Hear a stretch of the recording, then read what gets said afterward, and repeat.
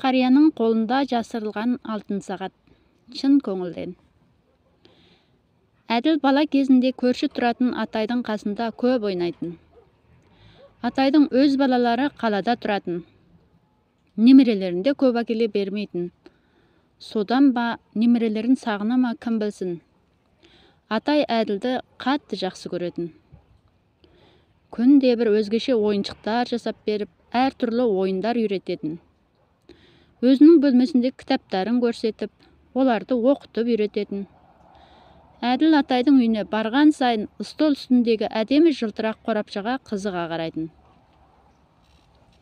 Бірақ соны алып ашып көруге көңілі батпайтын.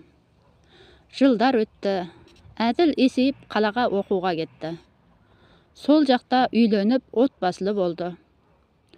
Отбасылық өмірдің күйбең тірліктері өз иіріміне тартып, ешқайда мойын бұрғызбады. Әділ бір күні баяғы көрші Атайға уақыт болғанын, қайтыс болғанын естіді. Атайдың жаназасына қатысып, орнына кіргенде, баяғы жылтырақ қорапшаны көзімен тінте қарады. Жоқ екен. Мүмкін жақындарының бірі естелікке алған шығар. Арадан қаншама уақыт өтті ғой, деп қалаға үйіне қайтты. Арадан бір апта өткенде Әділ өз атына келген сәлемдемеден баяғы Атайдың жылтырақ қорапшасы шыққанда қатты таң қалды. Қорапшаның ішінде алтын сағат бар екен.